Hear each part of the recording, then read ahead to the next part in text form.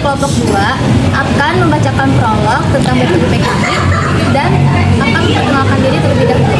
Perkenalkan, nama saya Zahra Monika sebagai Kiai Haji Hashim Wahid. Perkenalkan, nama saya Jivana Putri Andrea berperan sebagai Raden Panji Soyosok. Perkenalkan, nama saya Indi Rahman berperan sebagai Insinyur Soekarno. Perkenalkan, nama saya Muhammad Rizky berperan sebagai Muhammad Yamin. Perkenalkan, nama saya Faisal Husin berperan menjadi Prof. Suekomo. Perkenalkan, nama saya Reski Agusan Akbar berperan sebagai Ahmad Subarjo. Perkenalkan, nama saya Tri Maulana berperan sebagai Muhammad Hatta. Perkenalkan, nama saya Maulana Julina Arumi berperan sebagai Dr. Rajinan. Di sini kita akan membacakan prolognya. Pada masa pendudukan Jepang, setelah bertahun-tahun, rakyat Indonesia hidup di bawah penjajahan. Muncul harapan baru. Jepang yang saat itu mendesak dalam Perang Dunia Kedua berusaha menarik simpati bangsa Indonesia dengan menjanjikan kemerdekaan. Sebagai langkah awal pada tanggal 1 Maret 1945, Jepang membentuk BPU PKI, Badan Penyelidik Usaha-Usaha Persiapan Kemerdekaan Indonesia. Badan ini beranggotakan dokter, tokoh, masyarakat, dan pemimpin nasional dengan tugas utama menyelidiki dan merumuskan dasar bagi negara Indonesia yang merdeka.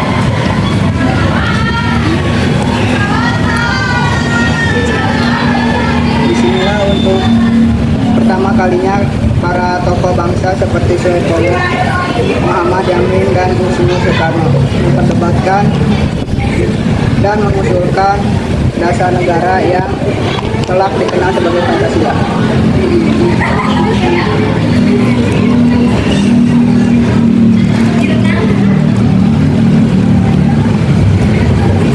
BPU PKI menjadi awal lahirnya gagasan besar tentang Indonesia Merdeka yang berpuncak pada proklamasi 17 Agustus 1945.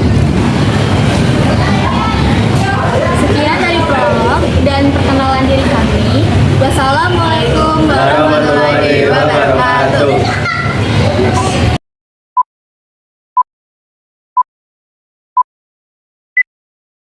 Tanggal 29 Mei 1945, BPU PKI mengadakan sidang pertama sekali atas usulan Dr. Hajiman Widyo Diningrat untuk membahas dasar negara. Assalamualaikum warahmatullahi wabarakatuh. Marilah kita panjatkan puji dan syukur kepada Allah Subhanahu wa taala atas kesempatan yang diberikan untuk kita bisa berdiskusi tentang pembangunan dasar negara. Saudara-saudara diminta berpartisipasi untuk berpendapat. Indonesia adalah negara yang kaya akan tradisi dan hubungannya. Indonesia adalah negara yang besar atau yang bersatu. Oleh karena itu, Indonesia harus mempunyai dasar negara untuk mengumpulkan semua pihak dan seluruh bangsa. Terima kasih. Ya, saya setuju dengan semua itu. Kita negara Indonesia membutuhkan sebuah ideologi yang dapat mempersatukan semua pihak. Pada sidang BPU PKI tanggal 29 Mei 1945, Muhammad Yamin memulai mengeluarkan pendapatnya mengenai dasar negara. Dasar negara terbagi menjadi 5 poin. Yang pertama, peri kebangsaan, kedua peri kemanusiaan, ketiga peri ketuhanan, keempat peri kerajaan, dan terakhir keadilan sosial.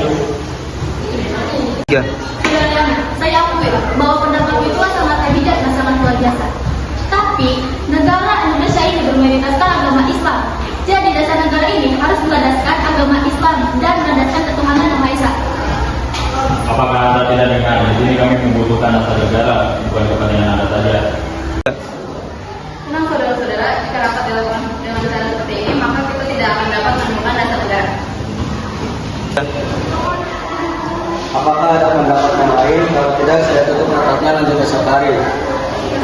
Pada sidang rapat hari kedua, tepatnya tanggal 31 Mei 1945, Profesor Dr. Suepomo membuat rumusan. Assalamualaikum.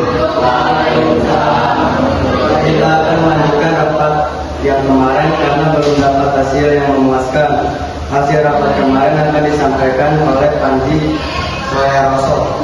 Saudara-saudara sekalian, rapat kemarin kita telah mendapatkan usulan dasar negara dari Bung Yamin. Tapi poin yang pada ketuanan itu masih mengganjalkan kita. Saudara-saudara sekalian, saya pikir tidak ada ujian lagi untuk mempersoalkan agama. Semua agama dan keyakinan lainnya merujuk pada satu Tuhan yang Maha Esa. Maka dari itu masih banyak permasalahan penting dan mendesak untuk kita bahas. Saudara kita tidak dapat menafikan kenyataan bahwa negara Indonesia ini berbayangkan agama Islam. Mengenai agama Islam telah hidup dan menjadi pedoman bagi kehidupan masyarakat kita sejak lama. Maka adalah wajar jika dasar negara kita berlandaskan kepada ketuhanan.